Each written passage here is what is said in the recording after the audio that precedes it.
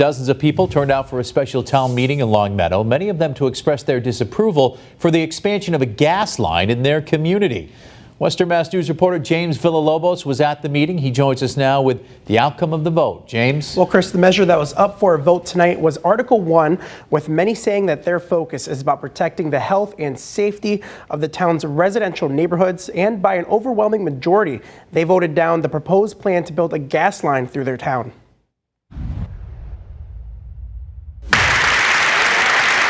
Applause breaks out inside the Longmeadow High School auditorium Tuesday night. This after the majority in the audience voted yes on Article 1, a measure introduced by the Longmeadow Pipeline Awareness Group.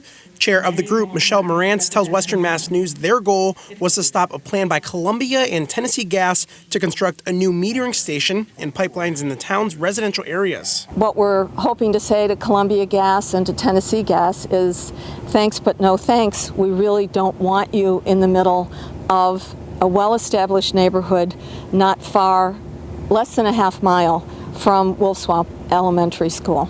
For 4 months, the group's legal team was working to make sure that the project would not make any progress. This, despite a purchase by Tennessee Gas for land on the Longmeadow Country Club.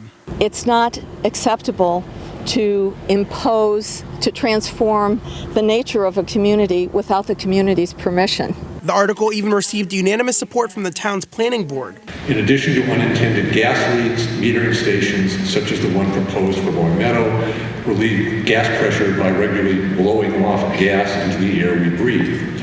Children and the elderly are particularly vulnerable to these regularly released contaminants. The voters say the measure goes a long way in helping them preserve their identity as a residential community. Individuals and families should not be forced to live in fear for their family's health, safety, and deteriorating property values. Now, even though these projects can now not happen in residential areas, they still are able to be built in agricultural or business zones. But like any project, they would need to get approval from the Planning Board and the Zoning Board of Appeals. James Villalobos, Western Mass News.